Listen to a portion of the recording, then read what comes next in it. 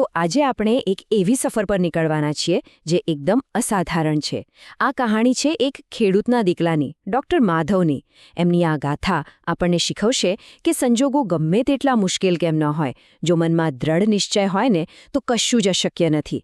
ચાલો આ પ્રેરણાદાયક વાર્તામાં જરા ઊંડા ઉતરીએ. અને આ શબ્દો જ છે જે ડૉક્ટર માધવના જીવનનો પાયો છે.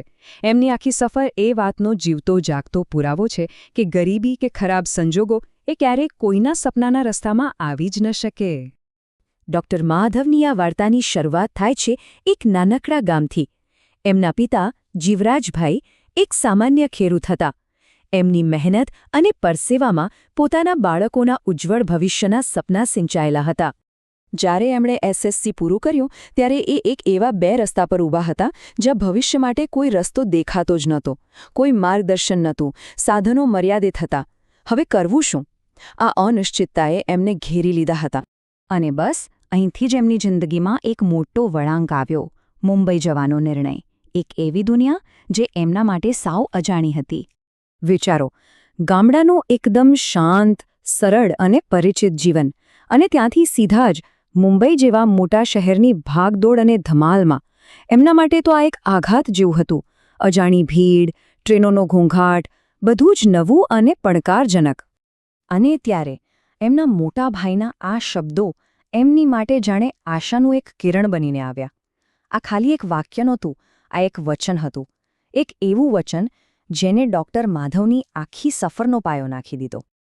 કોલેજમાં તો એડમિશન મળી ગયો, પણ ત્યાંના સંઘર્ષો તો સાવ અલગ જ હતા. સૌથી મોટી મુશ્કેલી તો ભાષાની હતી.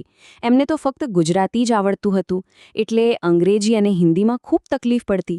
આ જ કારણે ક્લાસના બીજા છોકરાઓ એમને અવગણતા અને એમને એકલતા અનુભવાતી. પણ એમણે હાર માની જ નહીં. એવું કહેવાય ને કે મહેનત ક્યારે એડે નથી જતી. પહેલા જ સેમેસ્ટરમાં એ 50 વિદ્યાર્થીઓમાંથી પહેલા નંબરે આવ્યા. અને બસ જે લોકો એમની અવગણના કરતા હતા એ જ લોકો હવે એમને માનની નજરે જોવા લાગ્યા. અને હવે આવે છે એમની જિંદગીનો બીજો અને કદાચ સૌથી મહત્વનો વળાંક. એક એવી ઘટના જેણે એમના સપનાને એકદમ સ્પષ્ટ અને શક્તિશાળી દિશા આપી. એમણે જોયું કે એક ગરીબ મજૂર પાસે પૈસા ન હોવાને કારણે એને સારી સારવાર નથી મળી રહી. આ જોઈને એમનું હૈયું કંપી ઉઠ્યું. અને બસ એ જ ક્ષણે એમણે પોતાની જાતને એક વચન આપ્યું કે હું ડૉક્ટર બનીશ અને એવા લોકોની સેવા કરીશ જે સારવારનો ખર્ચ ઉઠાવી શકતા નથી. આ ઘટનાએ એમના સપનાને એક મિશન બનાવી દીધું. પણ આ સપનું સાકાર કરવું સહેલું નહોતું. એમબીબીએસ માટેની તૈયારી એમના જીવનની સૌથી મોટી પરીક્ષા હતી. એમાં સખત પરિશ્રમ અને ખૂબ જ સમર્પણની જરૂર હતી.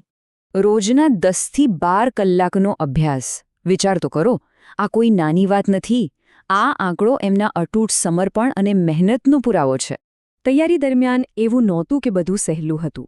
ઘણીવાર મોક ટેસ્ટમાં માર્ક્સ ઓછા આવતા, મનમાં શંકા થતી, પણ જ્યારે પણ હિંમત તૂટતી ત્યારે એમને યાદ આવતો એમના પિતાનો પરસેવો અને એમના ભાઈનું બલિદાન. એમના ભાઈએ પોતાની જરૂરિયાતો બાજુ પર મૂકીને એમની કોચિંગની ફી ભરી હતી. અને પછી એ દિવસ આવ્યો, પરિણામનો દિવસ. જ્યારે એમણે પોતાનો રોલ નંબર સિલેક્શન લિસ્ટમાં જોયો ત્યારે એમની આંખોમાંથી ખુશીના આંસુ વહેવા લાગ્યા. અને એમના ભાઈએ શું કહ્યું ખબર છે? ફક્ત એટલું જ, મને ખબર જ હતી કે તું કરી બતાવીશ. પણ કહેવાય છે ને કે જિંદગી સુખ અને દુઃખનો સંગમ છે. સપનું તો પૂરું થયું, પણ હવે એમને એમના જીવનના સૌથી મોટા અને ગહન પડકારનો સામનો કરવાનો હતો. એમની આ સફળતાની ખુશી પર એક દુઃખનો ઓછાયો પડવાનો હતો. એક ભયાનક અકસ્માતમાં એમણે એમના મોટા ભાઈને, એમના માર્ગદર્શક મનુભાઈને હંમેશા માટે ગુમાવી દીધા. જે વ્યક્તિ એમને આંગળી પકડીને ગામથી શહેર લાવ્યો હતો, જે દરેક પગલે એમનો સહારો બન્યો હતો, એ જ હવે નહોતો. આટલા મોટા આઘાત પછી કોઈ પણ વ્યક્તિ ભાંગી પડે, પણ ડૉક્ટર માધવ નહીં. દુઃખના આ પહાડ નીચે દબાવાને બદલે એમણે નવી જવાબદારીઓ ઉપાડી લીધી. એમના પત્ની લીલાના ટેકાથી એમણે પોતાના ભાઈના બાળકોને પોતાના સંતાનોની જેમ ઉછેર્યા અને આખા પરિવારને એકજૂટ રાખ્યો.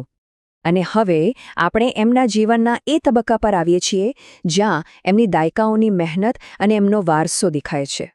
50 વર્ષ. જી હા, ડૉક્ટર માધવે તબીબી સેવામાં 50 વર્ષ પૂરા કર્યા છે.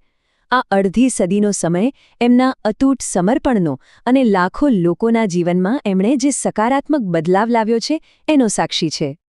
આ 50 વર્ષના લાંબા અનુભવ પછી એમને સમજાયું કે ડૉક્ટર હોવાનો સાચો અર્થ શું છે. એમણે જાણ્યું કે આ કામ ફક્ત દવા લખવા પૂરતું સીમિત નથી.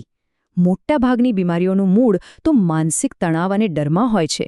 એટલે દર્દીને ધ્યાનથી સાંભળવો અને એને માનસિક હૂંફ આપવી એ જ સાચી સારવાર છે. અને હવે એમના જીવનમાં એક નવો અધ્યાય શરૂ થયો છે, એક નવું મિશન.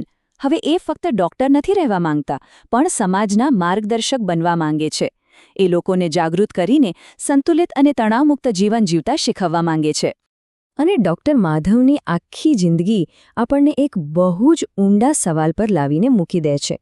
આ વાર્તા ફક્ત સફળતાની નથી, પણ એ વાતની છે કે કોઈ વ્યક્તિ ફક્ત પોતાનું સપનું જ કેવી રીતે પૂરું નથી કરતો, પણ એની સાથે સાથે એક સારો માણસ પણ કેવી રીતે બની રહે છે, જે કદાચ આજના સમયનો સૌથી મોટો પડકાર છે.